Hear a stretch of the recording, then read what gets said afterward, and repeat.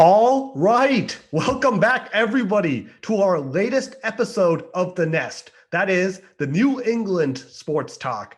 After 18 very eventful weeks of the 2021 NFL regular season, the NFL playoffs are finally here. And for the New England Patriots, they will be traveling back to Highmark Stadium in Buffalo, New York, to take on the AFC East Division champions, Buffalo Bills, on Saturday. Kickoff is scheduled for 8:15 p.m. EST, and this game will be the primary focus of today's show, but we will also make sure to recap the Patriots' 33-24 loss to the Miami Dolphins that definitely showed some concerning signs, in addition to making some predictions on the other wildcard matchups this week. And joining me for today's episode are Anirban Chakraborty and Rohan Venkatesh. Guys, how are you doing? Good to be here as always.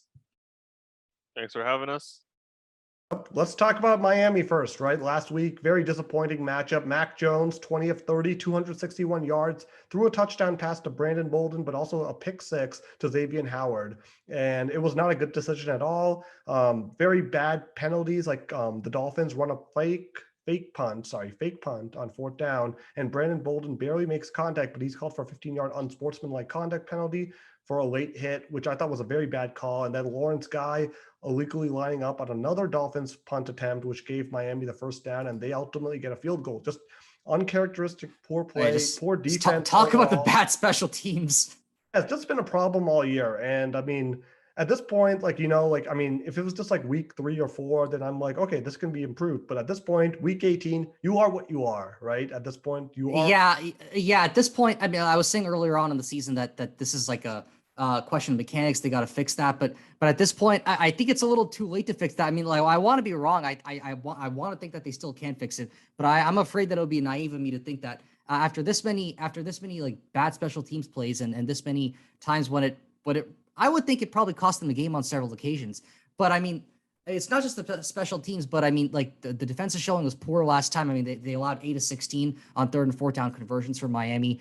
And I mean, they only allowed 103 passing yards, but they did allow 195 passing yards. So, I mean, rushing yards, right? I mean, rushing yards. Sorry. Yeah. So, I mean, given all of that, I mean, the New England defense wasn't really able to contain Miami. And I talked last week about Tua's mixed year. I mean, he had a decent showing last week. And of course, I also mentioned the fact that Miami really had nothing to play for. And they really came out with all of that, right? They were just out there playing spoiler. And I got to give it to Miami. They did a good job at doing that. So good job to Miami at throwing a dent in in the Patriots playoff hopes. But it's not over yet. But that's what makes the game interesting.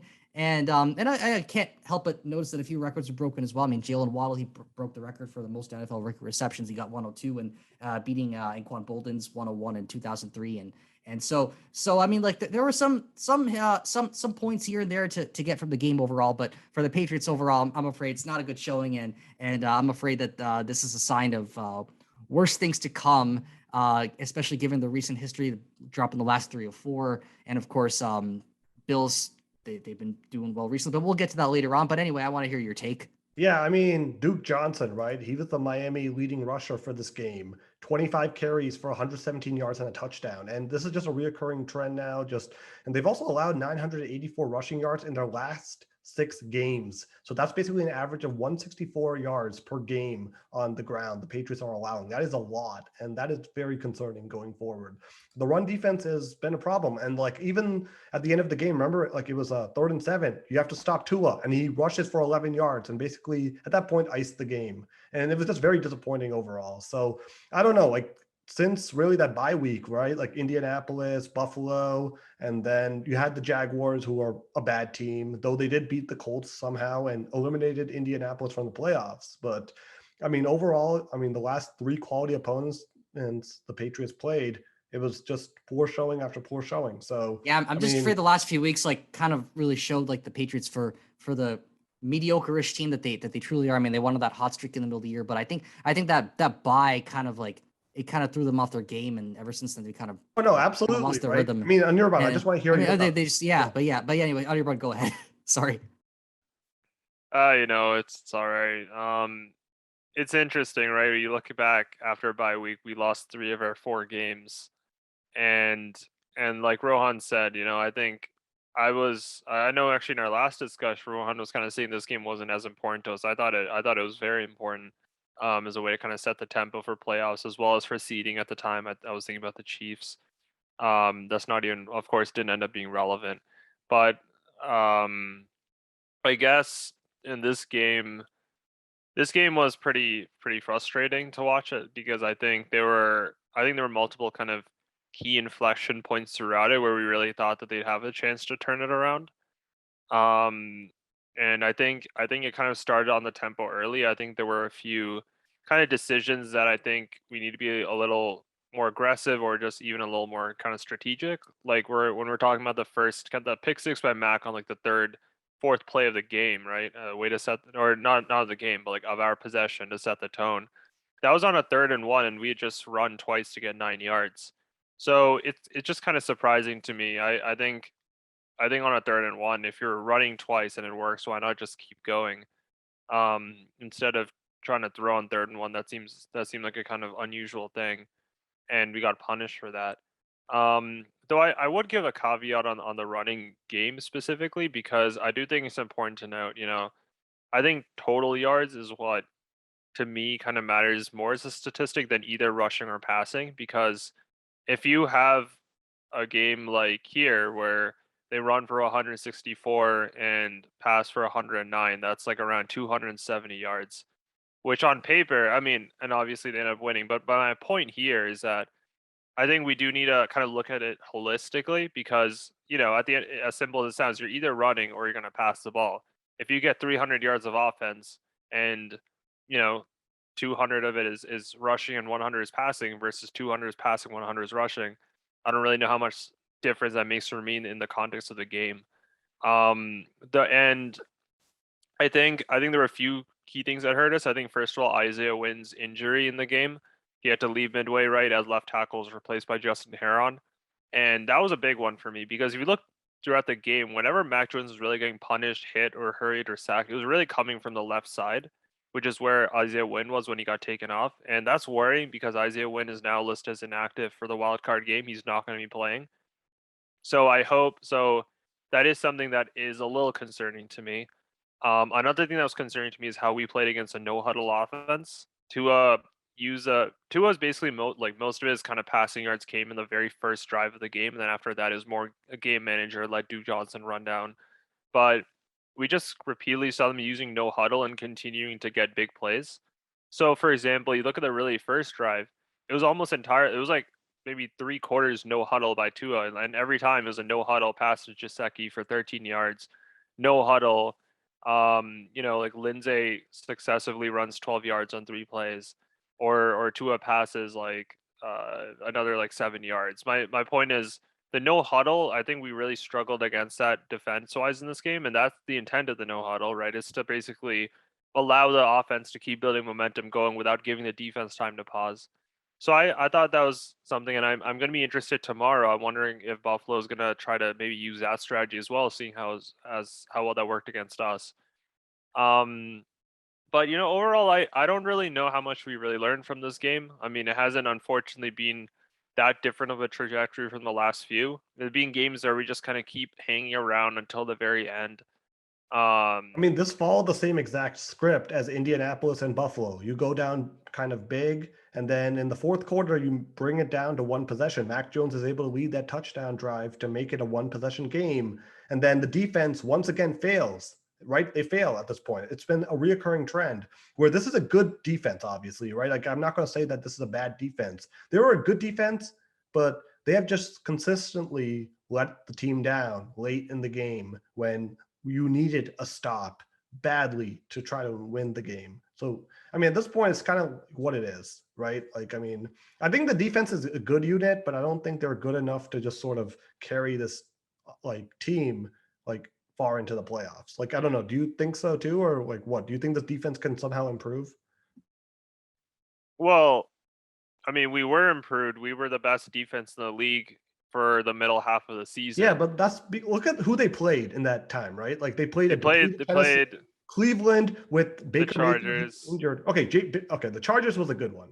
That was like a Chargers was a good quality. one. We That played was the a quality Buffalo win. Bills Yeah, away. but that was also pretty like the good. windy situation. They were kind of already. That was a very unusual game plan, right? Like No, Yeah, but it's tomorrow's like also an unusual game in terms of the bad weather. We're gonna that get was into 50 that later, mile per but hour winds. Like, I mean, really, like, I mean, okay, LA, I'll give you LA. That was a good quality team. But besides the Chargers, I mean, what, Cleveland, Sam Darnold and the Panthers, who else? Like, I mean, Atlanta yeah, I mean with the those Matt seven, Ryan. right? It was like Matt Ryan, it was the Jets. But my point here was that for the middle half of the season, or at least by the time we hit December and we won away at the Bills, this unit was considered like top 2 in the league, and the only other person in the competition was the Bills. Like that was a league consensus at the time, if you remember. So that was my point there. I think in this game more than anything, it was really turnovers that really were critical here. You know, like 6 of their points, 7 of them obviously came in the pick six. The one where admittedly, you know, we let Tua go and then kicked the field goal, that came off a fumble. And then there was another fumble earlier, I believe, by Jacoby Myers. So that was also something that we don't really see, especially from Mac. And that actually does bring me to Mac Jones a little bit, because I think in the last few games, I think we've definitely seen some cracks kind of emerging in the kind of narrative or kind of the image we've had of Mac Jones, kind of like the game manager, doesn't make mistakes, goes in, gets the job done, gets the pass when he's needed to. And in this game, we just didn't see that. We saw it start off with a pick six on a 3rd and 1 where maybe they could have run the ball That was a instead. bad throw, too. Like, that was Um, on him. so yeah, but my point is, like, I think this is one of those games where they're just overall there were just a lot of blame to go around. And once again, I think we saw that the Patriots really, in terms of offense, were only really heating up in the second half of the match, arguably. And you know that it was enough. It was, you know, and when Mac needed to and making drives, he like did make a 35-yard to Hunter Henry, that kind of play that we want to see. But my point is, you know, you just cannot keep starting from like 14-0, 7-0 holes. You cannot do that. And if this is how we play, I mean, you look at the last few games we played. We started off behind against Buffalo. We started off behind against Indy. We started off behind against Miami, and it clearly changes the way we play. You know, I mean, some people forget, but I think it might be against Tampa. We were actually started up it, like we scored the first points in that game.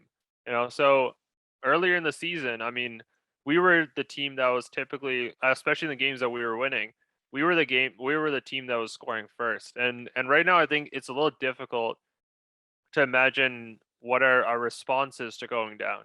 You know, Well, that's the that's something problem that really then, right? concerns me. Because not every game or opportunity, like you're going to be like up ahead always. Like at some point, you're going to have to play from a deficit, right? That's what all the great quarterbacks do, right? Like we've seen Brady countless times come back from a deficit. Aaron Rodgers, Peyton Manning, all these guys, like for them to be down 7-0, 10-0, or you're just constantly trading scores, it's not an issue, right? For the great quarterbacks, even the yeah, but that's the exception, not the rule. I think the point is that the defense shouldn't put you in that situation where you're expecting the QB to bring you back from that hole. Oh, is it really just the defense then? Like, why is the quarterback putting? I mean, if it's 17-0, that means the quarterback is also not doing his job then, right? It's not just the defense that's guilty over there, right? The offense is also not doing his job. It's kind of stalling and putting the defense back on the field, and then you're going down, right? So you can't, like, I mean, I would say both sides are responsible for being down 17-0, 20-0, right? Like against the Colts, you were 20-0 in the fourth quarter. I mean, that means Mac Jones for 3 quarters, the offense was not doing anything at all, which we could not put any points on the board at all. So that's the thing, right? Like, I mean, so I think it goes both ways. Like this team needs to sort of have a lead. That's sort of how it's sort of built right now. Unfortunately, that's sort of how this team is sort of going. And tomorrow we'll get to the Bills a bit, but like I think in order for them to have any shot, it's going to be how basically the first matchup against Buffalo went. Not that they have to run it 3 times per se, or just pass it 3 times, but I mean, in that game, Damian Harris had a 64-yard touchdown, and that set the flow for them. And they got the 2-point conversion. They were up 8-0. They never trailed in that game at all. So they're going to need something like that tomorrow, where they kind of control the flow of the game. So yeah, I mean, that's sort of our takeaway. That's sort of how we'll transition. Does anyone else want to bring up Miami at all or anything about that? Well, they got a whole off season to think about what they're going to do with Tua. So And they actually fired Brian Flores. Very interesting decision because Flores was actually a good coach against Belichick, especially. So there's that. But Yeah, yeah, I think with Flores, it seems just as a quick aside, I don't really know how great his relation was in the locker room. I think Kenny Stills came out earlier and made some comments about how they weren't really completely bought into Brian Flores, and also it sounded like he apparently told Tua multiple times like it was a mistake to draft you, that kind of, which well, I like, saw that. I mean, if he really said that, then that's bad. well, like Did he first actually say that? he did apparently like like he actually says multiple times, and I think that's just like a sign to me of extraordinarily poor man management. I mean, I was talking in the previous episode with Rohan and Ravi about how I think Tua's like as in at a level of kind of like working at a like making a professional relationship and making someone who's your quarterback feel valued, or at least in the game they just haven't done that. And I'm not here to say that Tua's a Pro Bowl or anything, but my point is, the writing's kind of be on the wall that this has not been a place where like I don't think there was ever really any room for Tua to actually succeed at Miami. I think it sounded like he had a pretty bad relation with the head coach, and just saying things like that, that's like I think like a 12-year-old could tell you that's like terrible HR strategy. Um and then like I talked earlier about how they just didn't trust Tua by like running on third and long. There was just all that talk about trading a QB. I mean, I think this offseason they really have to take a look in the mirror, and think, well, what are we gonna do? We'll see like what quarterbacks are on the market. Are they, are they gonna make a move from Tua? Are they gonna stay with him? It's gonna be really interesting because there could be a few kind of top QBs on the move this season. We don't know, but you can imagine that Miami will be very interested one way or the other. Definitely. Yeah. So, anyways, let's move on to the Buffalo Bills. So, big game tomorrow, right? I mean, this is going to be the playoffs now. No more losses, like, or no more like kind of lives any team has, right? It's just do or you Yeah, either win or you lose. this only comes once a year, and I Yeah, guess in the case of the Patriots, exactly. first time in I want to say a couple of years. So it's always good to see that, but it is kind of weird to see the Patriots as an underdog. I'm not used to seeing that, but Yeah. I think I last time I looked at the odds, the odds were in favor of the Bills. I mean, the Pats are a plus 180 on the money line, and the Bills are a minus 220. I mean, Buffalo's going So to be favored. I'm not even like questioning that. They should be favored by the Vegas, all the gambling people, right? Because I mean, they're the better team. At the start of the season, I picked Buffalo to reach the Super Bowl. I picked them to actually win the Super Bowl, and I still picked them to win the Super Bowl. So you guys already kind of know a head start yeah, on who I'm going to be picking. But anyways, let's go to this matchup now. So yeah, I mean, obviously the third time meeting, the Patriots won 14-10 on the Monday Night Football matchup back on December 6th in Buffalo. Very high wins. Mac Jones only throwing 3 times. And then the Bills, the three of us were actually at that game at Gillette Stadium on December 26th. The Bills won 33-21 at Gillette Stadium. And so the Bills finished 11-6. The Patriots are 10-7. And I just want to talk about that last matchup again. Josh Allen that day, 30-47 for 314 yards. He threw 3 touchdown passes and no interceptions. And there was also that pass to JC Jackson that he should have intercepted, but he dropped, and the Bills ended up scoring a touchdown to basically seal away that game. And he also had 12 carries for 64 yards, which led the Bills in the run game that day. And the Bills actually that day never even punted once. The first time in Bill Belichick's coaching history with the Patriots that happened. And they only had 1 turnover on downs, which was on 4th down at the Patriots 1-yard line. So they basically had no problem at all moving the ball down the field that day. So, I mean, that's what happened. Isaiah McKenzie, he was the leading receiver of that day, 11 receptions for 125 yards.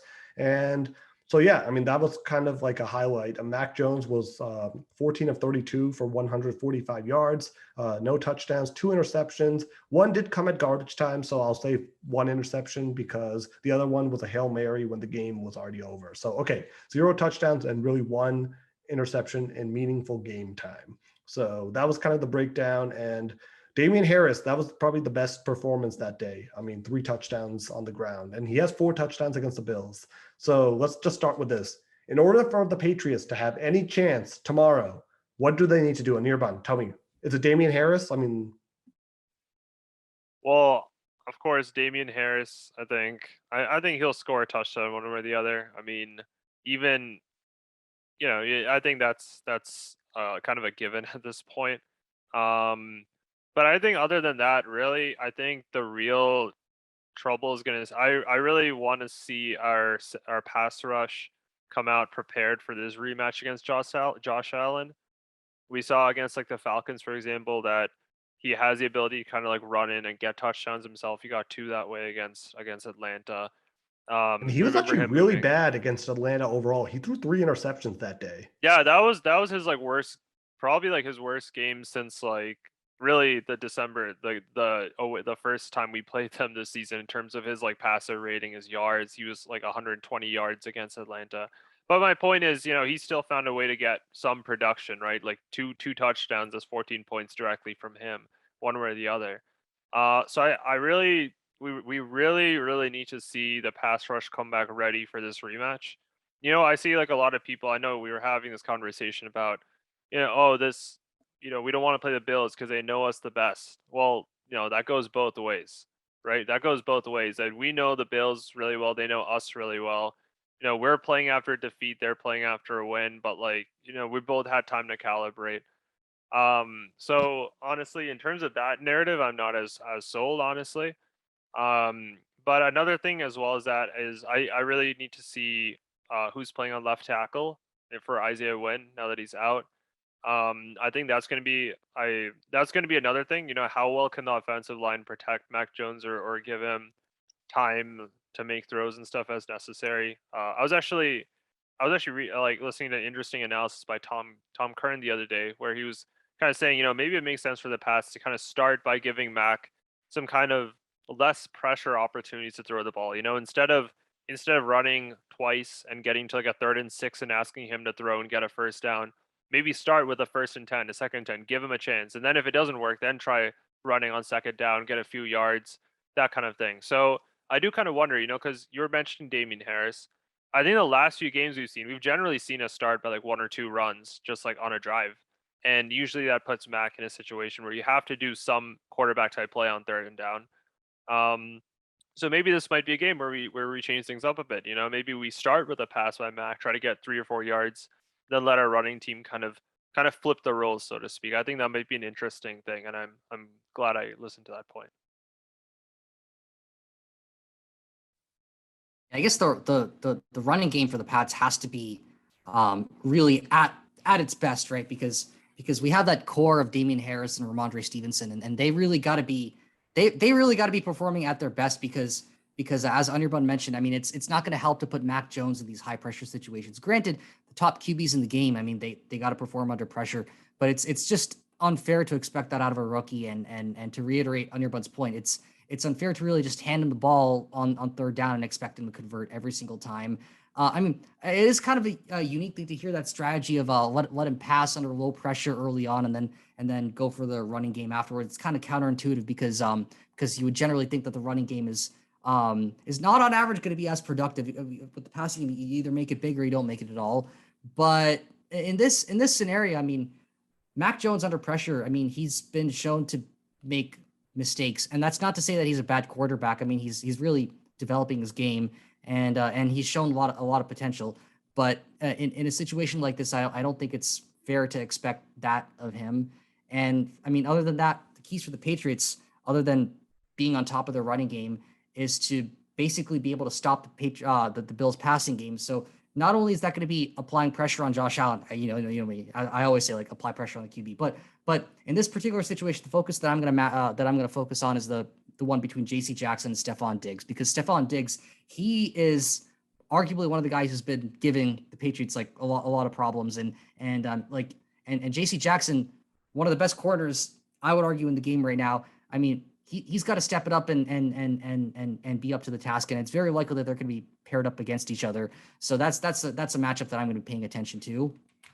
Yeah, I mean, I would also say on the pressure front, like Matt Judon, the last couple of games, he doesn't look like the Matt Judon from before, who was wrecking havoc on the opposing quarterback and offensive line. So Matt Judon, also, I hope he can kind of rebound to his old form, because that guy is like kind of the leader of the defense. They sort of go however he goes. So yeah, I mean, I think That'll be one point I'm looking at. And also, I just want to talk about the weather a little bit, right? Because I mean, temperatures tomorrow at Buffalo is going to be 4 degrees apparently, like at kickoff at like 8 o'clock. And obviously, it's not like last time, but there are going to be winds at 5 to 10 miles per hour. And basically, that means there's going to be adverse weather conditions. And I just wanted to sort of talk about the weather impact on both quarterbacks because Josh Allen, he's talked about how he doesn't really perform well. He's not as comfortable in this type of weather. And obviously the same is going to apply to Mac Jones. But the only thing is the difference is probably going to be the Patriots have shown they have a game plan. They have a strategy that kind of works in adverse weather. Whereas Buffalo, I mean, I don't know, right? Like against Atlanta, it was snowing that day a couple weeks ago, January 2nd, when they played the Falcons.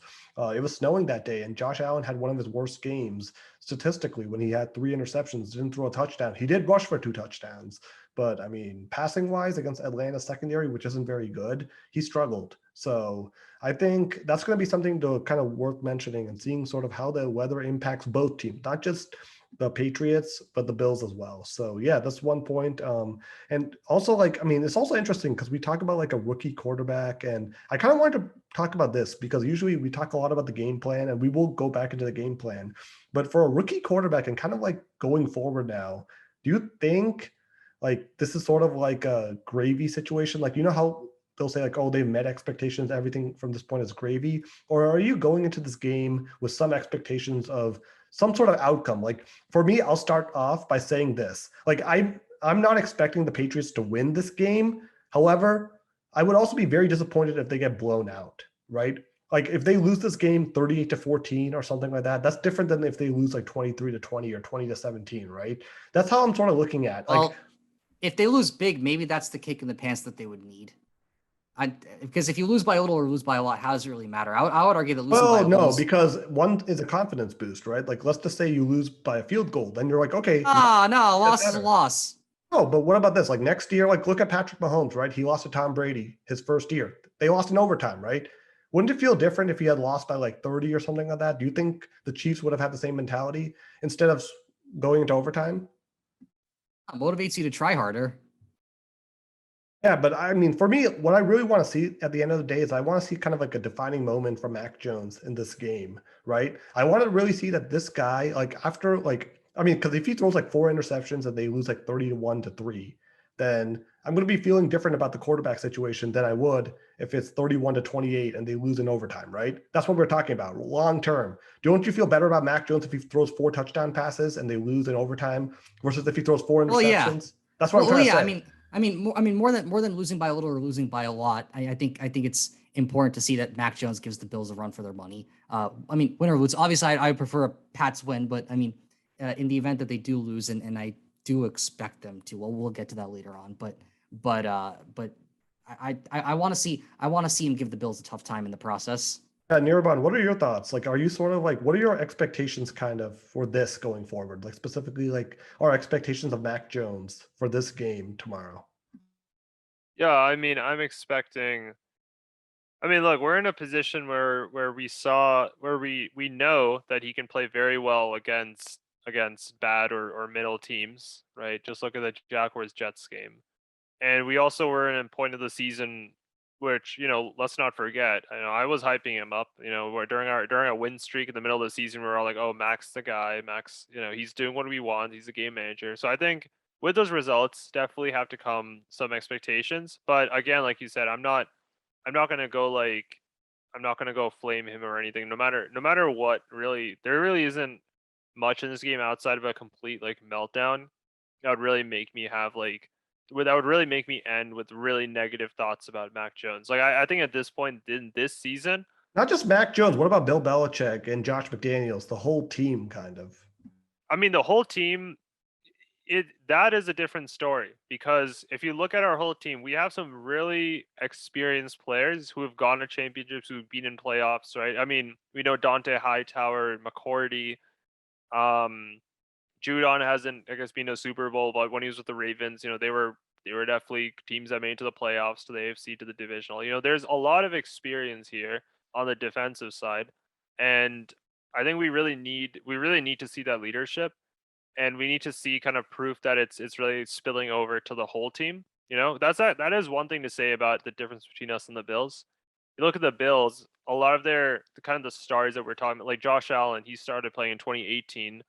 Started with like his first playoff was a loss to the Texans in 2019. 2020, of course, he made it to the AFC, but still, there's if you look at his experience versus like Dante Hightower or um or like Matt Judon, I'd still say it's like pretty different.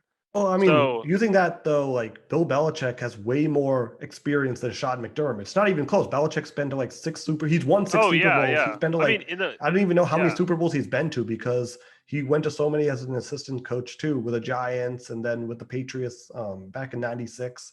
So No, I exactly. And mean, like with that comes expectations, right? Like we think at this point the Pats have the ability to make it close. Like I said, I mean, when we played the Buccaneers or the Cowboys, yes, that we lost, but we made it. We kept it close. This is not the Patriots are not going to be a team. I don't think that's going to get easy to blow out the water, especially in the playoffs. That just doesn't happen. It hasn't happened for really as long as I've been watching. So really to Mac Jones, there isn't much he could do to to be really turn fair, me off. since you've been watching, you saw the Patriots with Tom Brady. Well, yeah, that's my point though. That was Bill Belichick's. He's part of it too, It of was Bill course. Belichick with the greatest quarterback of all time, though.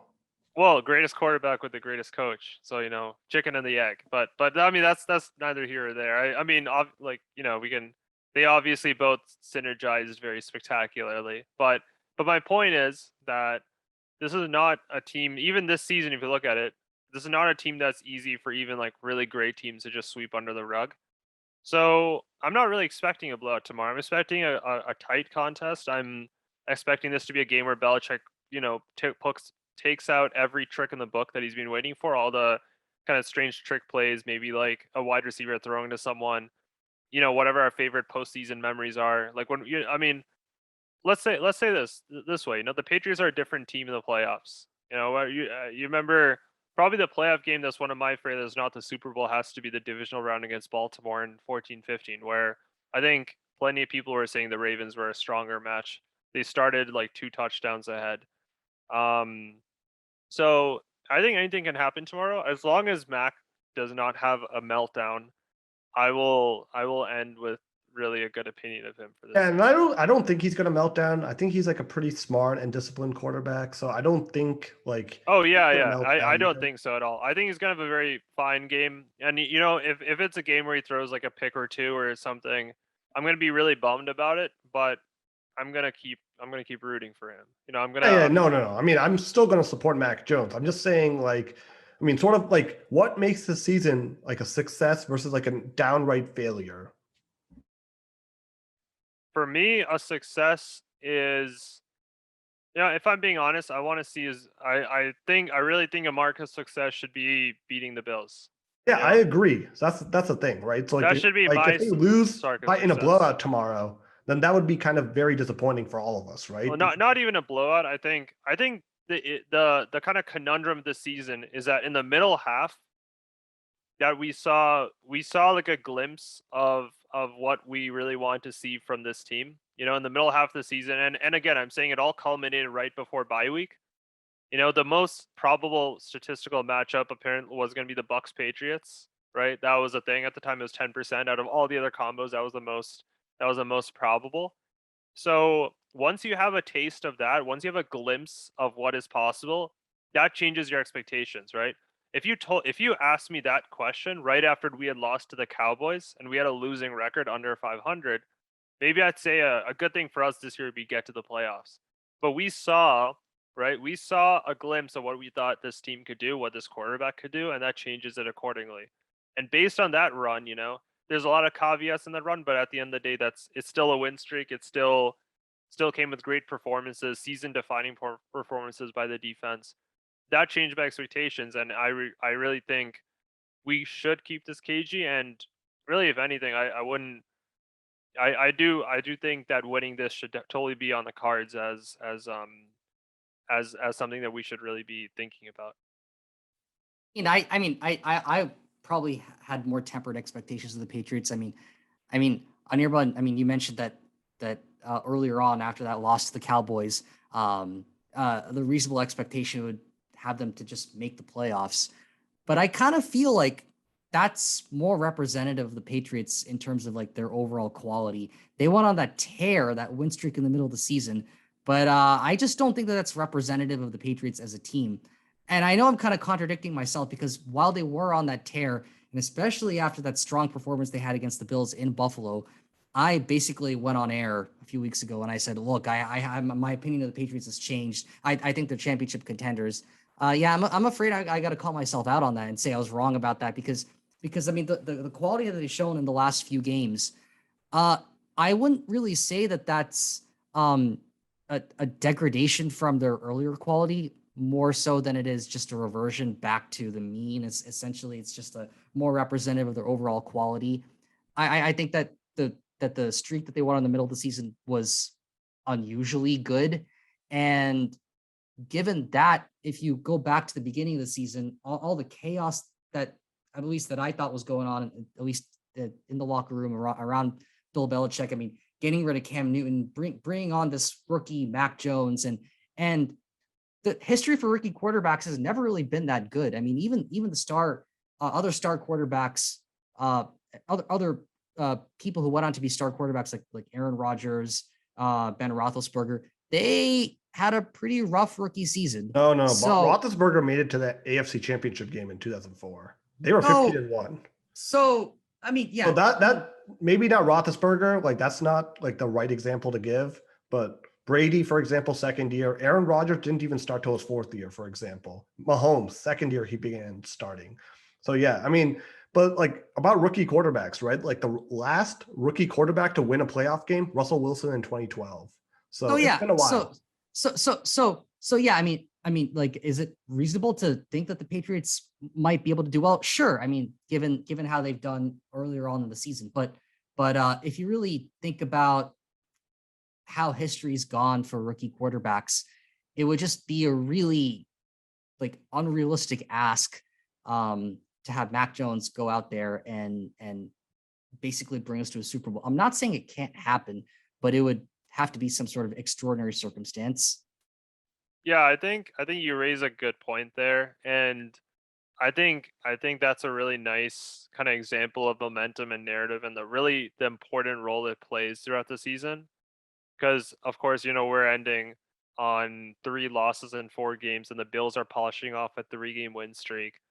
But then, what we say about our 6-game win streak, that was 7, against or actually. 7, yeah, sorry, 7, right? That was against the Jets. They were actually Atlanta game was actually a pretty tight affair for them. It started off with a safety, and they ended up winning 29-15, but it was actually a pretty cagey game. And that was against the Atlanta Falcons. They beat the Carolina Panthers, who, we were just talking about Sam Darnold, and I guess that was Cam Newton. But my point is, that was a 3-game win streak, but it is interesting because if we were to, what I find as an interesting thought experiment, if we were to ask ourselves, where, if we were to say, that we beat these 3 teams in our 6-game in our 7-game win streak, we beat Atlanta, Carolina, and Jets convincingly, but that doesn't really play a big role for us, whereas that like we kind of take that as kind of a caveat that these are bad teams, so let's just move on. Whereas the Bills did it. They did it at the final 3 games of the season. Because of that, that kind of changes the narrative a little bit for them. Even though for us, we were just saying a few minutes ago, those games Also, don't the matter. We Bills should be winning lost those. to the Jaguars, actually, 9-6. The Bills lost to the So Jaguars. They all the Atlanta game they were actually down, and it was actually really close until like the beginning of the fourth. Lost in overtime against Tampa, which is okay, sure. Lost against us, lost against Indy. So really, look before this 3-game win streak, they also lost 3 of 4. It's just that the way their schedule worked out, they ended with 3 games against those guys, whereas we played those guys in the middle of the season. So I think that is one thing to point about narrative and momentum.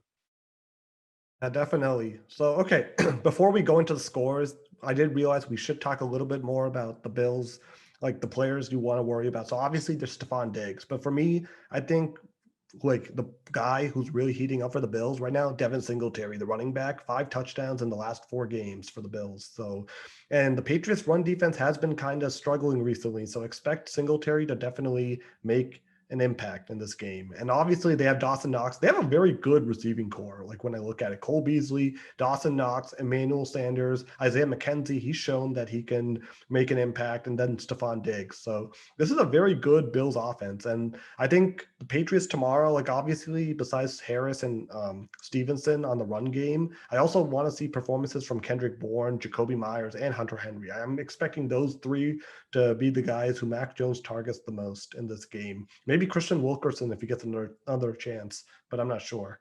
So, yeah. Yeah, I think just really quickly on that, I actually did mean to talk about this before we shift to other things, but I know you guys were talking about Stephon Diggs as the guy to watch, and I really think that might have been true last season. I don't think it's true this season. Stephon, yes, he's leading the team in receiving touchdowns at 10, but we've consistently seen from Josh Allen that Stephon Diggs is kind of his like flex play. It's not really his go-to as a consistent option. There's a reason why Gabriel Davis has 6 touchdowns this season, even though he has less than half the yards of Stephon Diggs. He has 587. Stephon has over 1,200. Yet he has 6 touchdowns. Stephon Diggs has 10. That tells you that this is a team that does spread out their share of red zone targets, and as well as general targets. So you look at a lot of their kind of tough third down conversions or first down. It's not always to Stephon Diggs. A lot of the time it's to Gabriel Davis, for example. So I know we said this last time. Stephon Diggs is, of course, the best on paper. He is the best receiver there. But the Bills do not play the way that maybe Aaron Rodgers plays with Devontae Adams or Stafford plays with Cooper Kupp, right? I think that's an important distinction to make. This is not going to be a type of game where you're seeing him throw like 70% of the ball to Stephon Diggs. That doesn't really happen. So I think that's an important caveat to mention here, because we kind of, it's a general kind of idea, right, that whoever your alpha receiver is just them. They're the key dangerous player.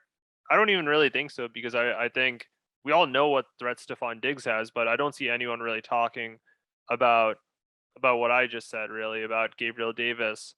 We know Dawson Knox has 9 touchdowns. I mean, Sanders has 4, contribute a lot in the beginning of the season. So that's something to really keep in mind. This isn't just a Stephon Diggs show by any means. So Oh yeah. And also just worth noting, like on a side note, but related to this, Josh Allen this season, 15 interceptions thrown this season, which is a lot. And actually against the Patriots, he didn't throw any in the 2 games. But that means in the remaining 15 games he played, he's averaging 1 interception per game.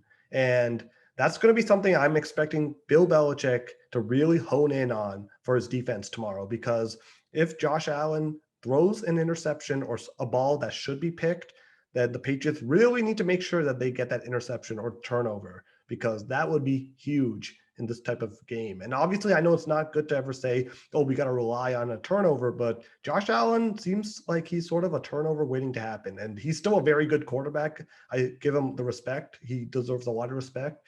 But I mean, when you throw 15 interceptions, that basically means that there's something he's not doing right. And I also would question, like, sort of like at the given situation, like he'll also get a lot of touchdown passes. He threw 36 touchdowns this year, but 15 interceptions. That's something to watch out for tomorrow, because this might be the type of matchup where all of a sudden JC Jackson finally is able to get his hands on on one of Josh Allen's passes, and that would be huge. So that's going to be another thing I'm looking for. Like against the Bills the first time, Matt Breida on the Bills running back, he had a fumble and the Patriots recovered it. And the Bills were actually driving. They were at the Patriots like 30. I forget where they were exactly. But on the next drive, Damian Harris had his 60-yard touchdown. So this is going to be huge. Turnovers are going to be very important in this game. And I'm going to really emphasize that the Patriots need to have a takeaway to really shift the momentum in this type of matchup tomorrow. So, yeah, okay. and while we're talking about turnover, just really quickly, I am kind of hoping to see a little more. I think we've already seen this a little more this season. I really would like to see a higher percentage of 4th downs, like 4th and short. I'd be really interested in seeing Against that. I think there Miami, by has the to way, I be forgot potential in this. that.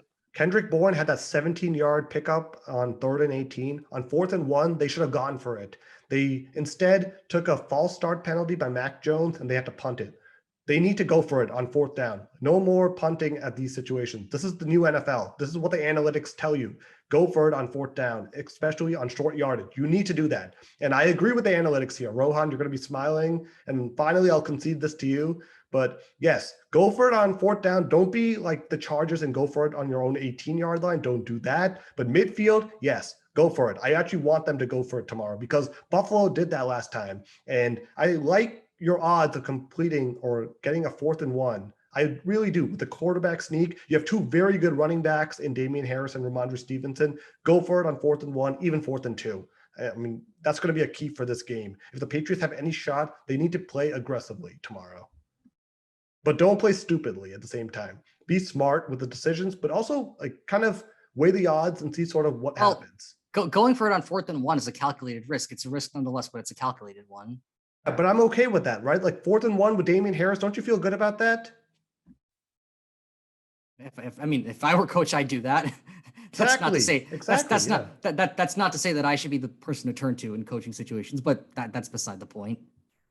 Yeah, but like anyways, I do want them to see, like, I do like that point, aggressiveness tomorrow. Like, be smart, but I would like to see them going for it on 4th and 1. If you're at the Bills 40-yard line, right?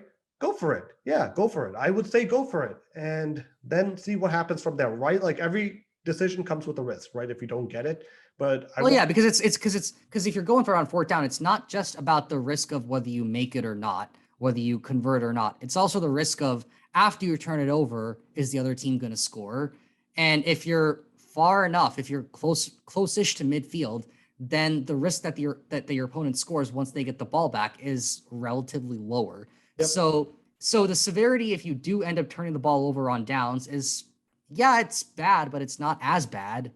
So but the benefit for converting on 4th down is relatively high. So it's a high reward, moderate risk scenario. Exactly. And also so that and the defense needs to be on its game as well as the special teams, right? I want to see a clean game on both those fronts because if those can happen, and they have happened, right? We've seen it happen before. If those can happen, then the Patriots' odds of winning this game obviously improve, right? If you play mistake-free football and force the Bills to make a mistake, which I'm sure they're capable of doing.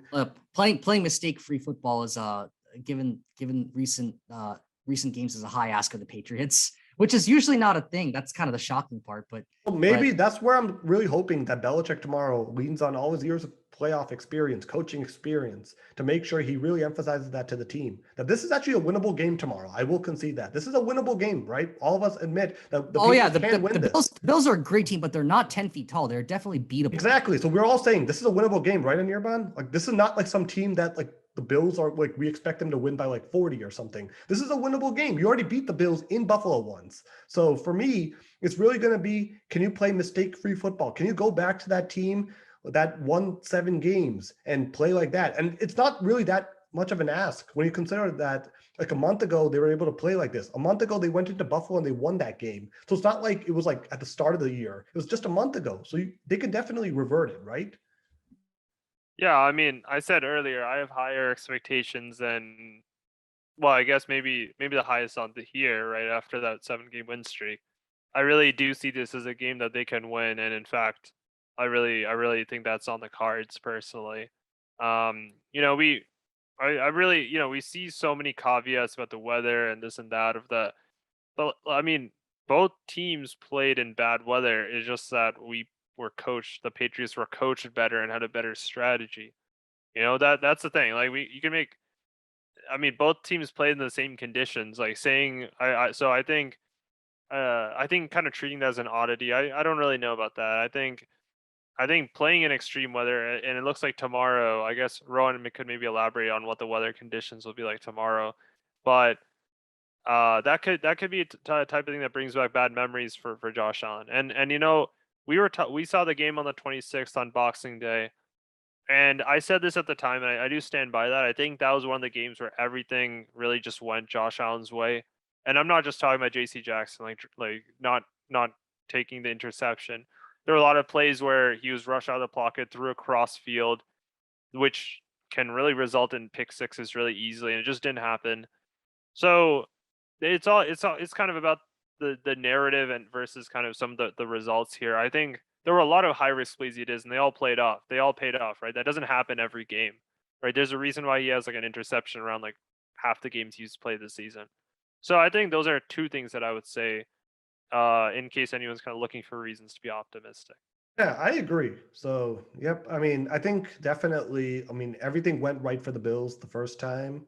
So, I mean, sorry, the second time. And everything pretty much went the Patriots' way the first time. So, this is going to be an interesting grudge match between the three. So, now let's get to the fun part, the predictions. So, I'll go first and I'll just start off by saying, one of the beauties of this podcast is even though we're all Patriots supporters, we also will say it as it is. And if we don't pick it, we'll say what we are sort of thinking. And we're not going to always pick the Patriots. And just for reference, in 2018, I picked the Patriots to win the Super Bowl against the Rams, picked all three of their games correctly. And in 2019 against the Titans, I picked the Titans to beat the Patriots at Gillette Stadium, Tom Brady's final game. So I am able to sort of overcome my bias as a Patriots supporter. But that said, I will say this. So I do think the Bills are the better team. I picked them to win the Super Bowl at the start of the year. I'm going to stick with that.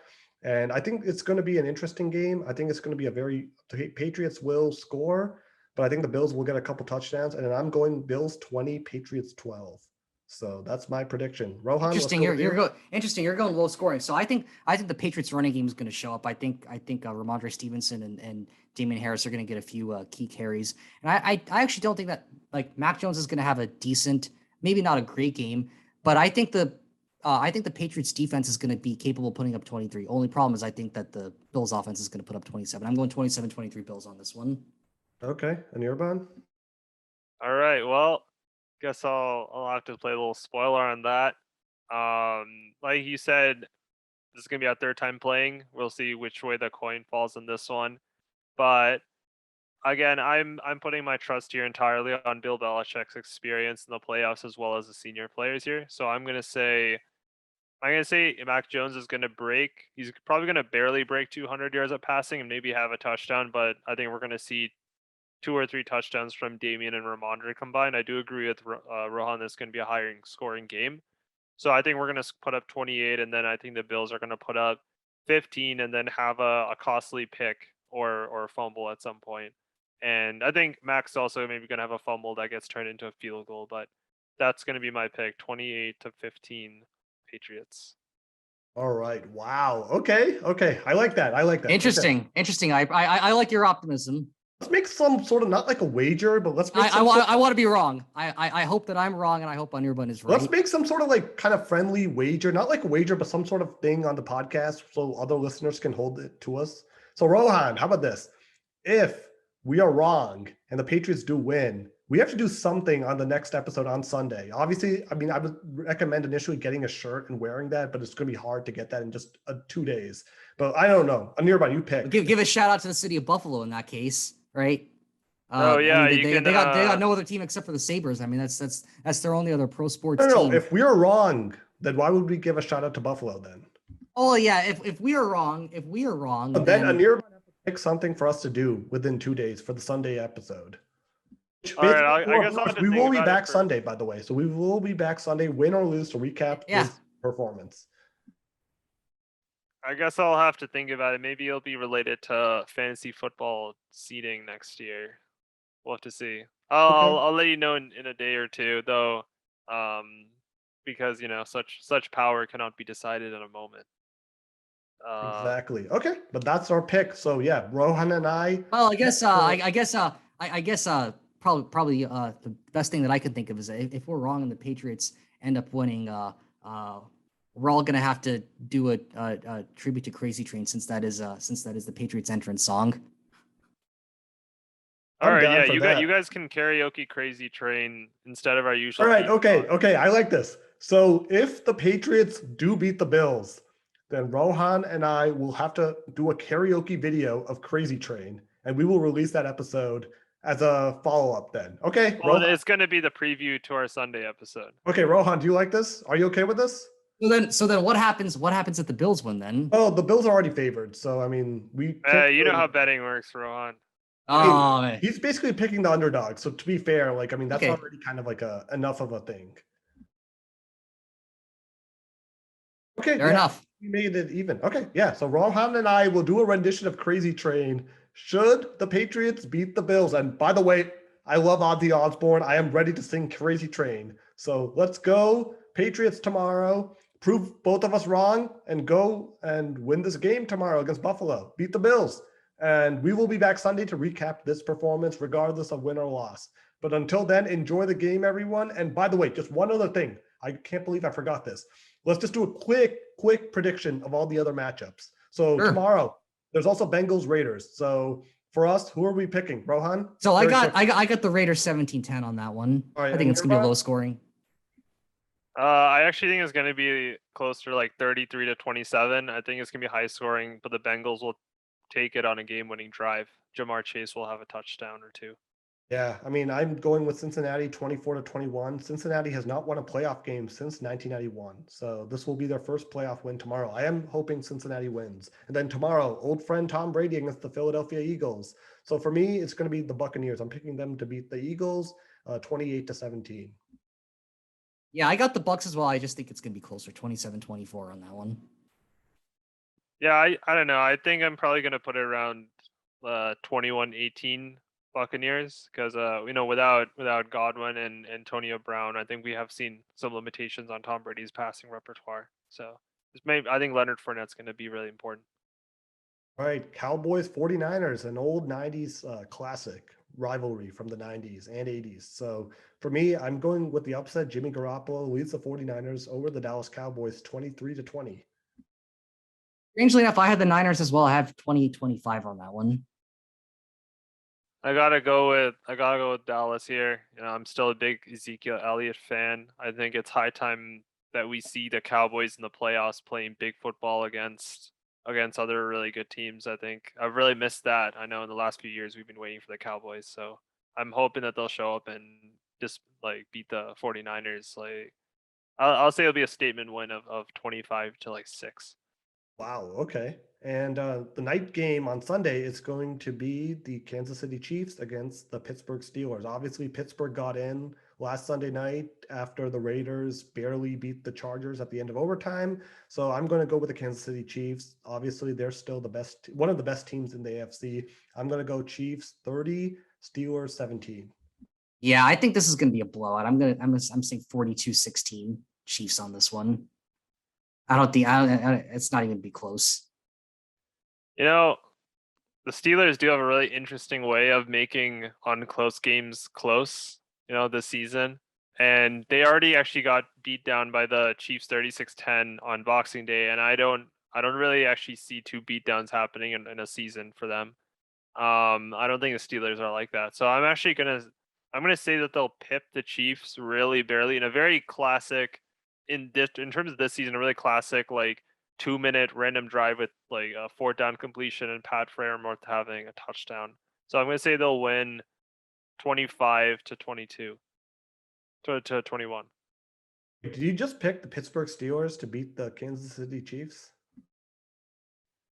The Chiefs and the Steelers. That's what I'm gonna say. Okay. All right. And Rams, Cardinals. Big Ben over Patrick Mahomes. Okay, interesting.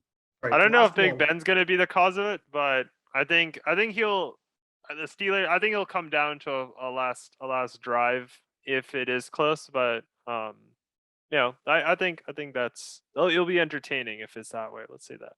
Yeah, definitely. And last matchup, Monday night, Arizona Cardinals at the Los Angeles Rams. Obviously a very good matchup.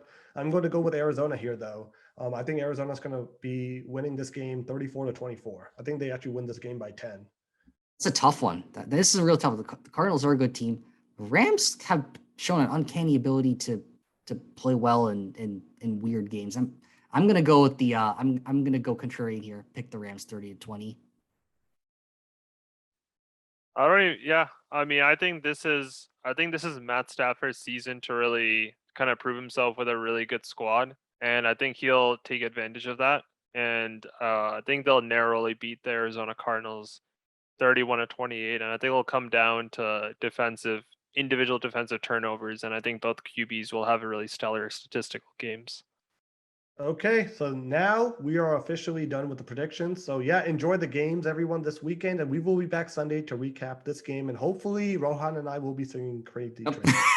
Enjoy, folks. Yeah, enjoy it, everyone, and have a good one. We will see you again Sunday. Have a good one. Go Patriots, Peace. right? Go Pats. Go Pats. Peace.